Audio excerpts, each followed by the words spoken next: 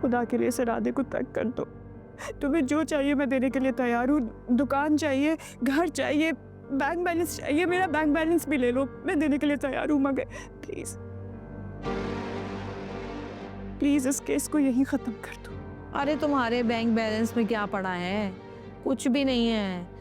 असल पैसा तो इस बुढ़िया के अकाउंट में पड़ा है, वो चाहिए हमें।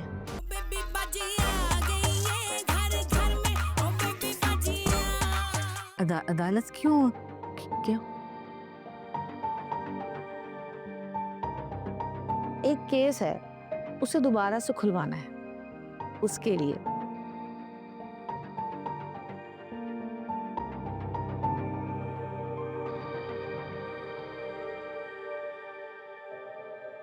है एक बेचारा अपनी बीवी के जुर्म की सजा भुगत रहा है।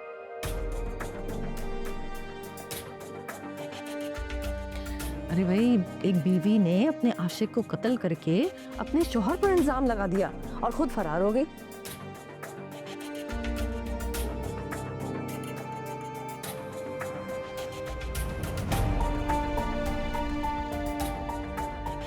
अरे क्या नाम था उस बेचारे का जो बेगुनाह होते हुए भी जुर्म की सजा सह रहा है? उसका नाम है गुलजार। हाँ, गुलजार ही है।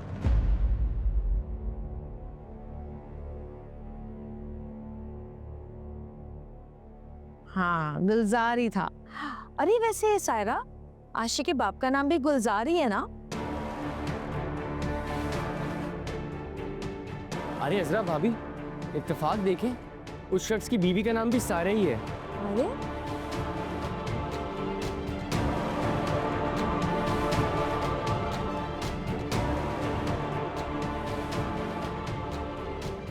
मेरा ख्याल है फिर चलते हैं, अदालत का वक्त भी खत्म ना हो जाए ना। चलो भाई चलो। अरे नहीं नहीं, बैठो ना, आराम से बात करते हैं हम। मैं तुम्हें सब सच सच बताती हूँ अजरा।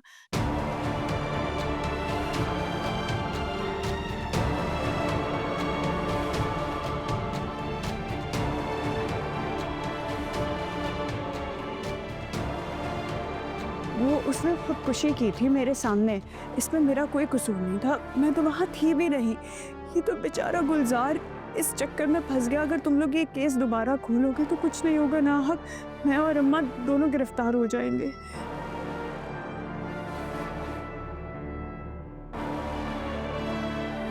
देखो, मिलना तो कुछ भी नहीं है इसमें से, बस हम रुसवा हो जाएंगे और तो कुछ भी नहीं। तो फिर जाओ ना, अपने शौहर के हक में गवाही दो। वो बेचारा बेगुनाह क्यों सजा भुगत रहा है?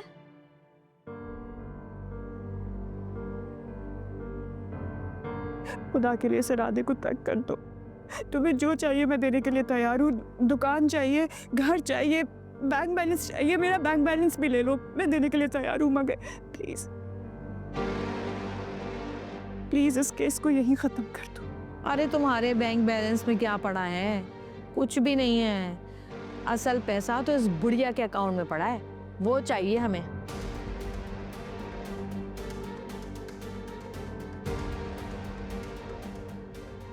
तो फिर हमारा क्या होगा? हम कैसे जिएंगे?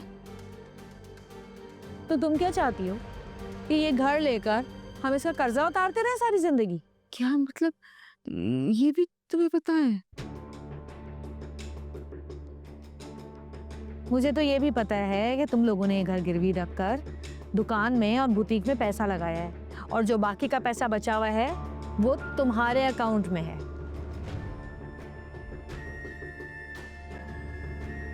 ये तो ज्यादती है ना। अरे ये फिर बोला बीच में। चल भाई चल अस्मा, चल। एक सेकंड बैठो ना, हम सोचते हैं, बात करने आए ना।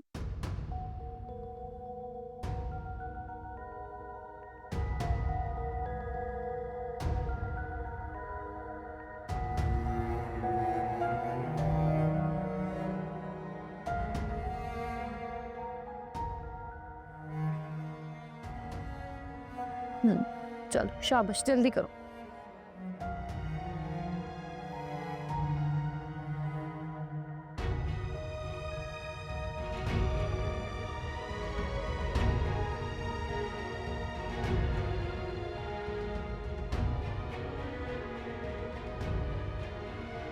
मैं साइन कर रही हूँ, तुम लोग सब ले लो।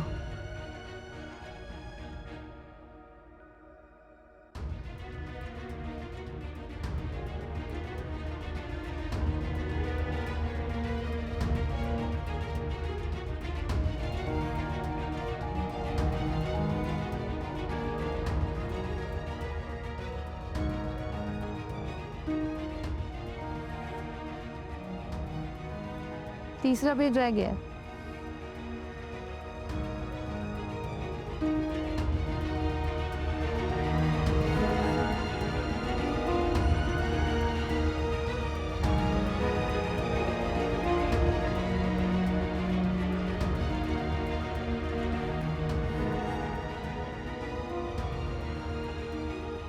जरा चेक करना वलीद, सारे साइन ठीक किए इसने?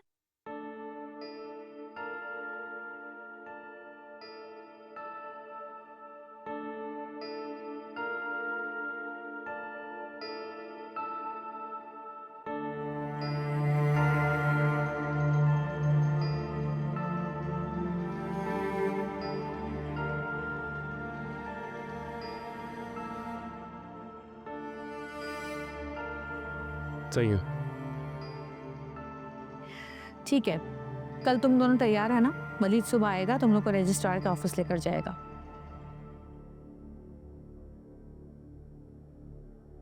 कागजात सब तैयार हो चुके हैं, तुम लोगों ने वहां जाके साइन करना है और उसके बाद बैंक जाना है, वहां से सारी रकम निकाल के वलीद के हवाले करनी है।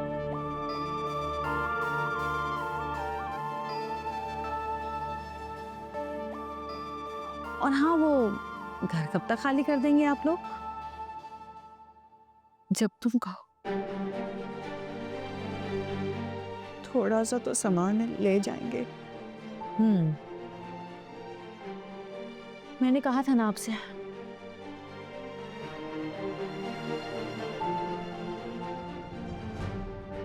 अब की बार जब आऊंगी तो इस घर से तुम्हें निकाल के ही जाऊंगी।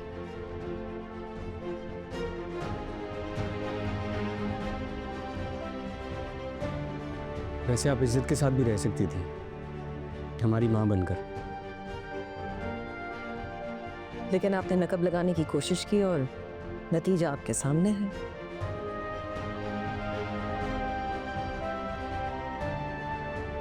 कुछ औरतें माँ बनने के लायक ही नहीं होती।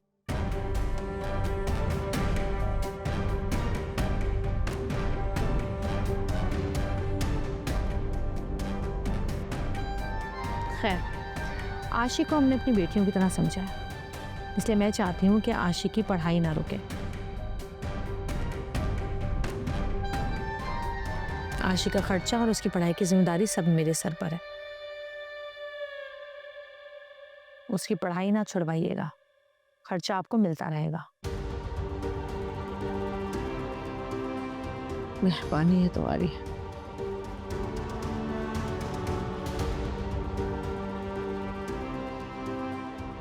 चलते हैं, फिर मिलेंगे, जिंदगी रही तो।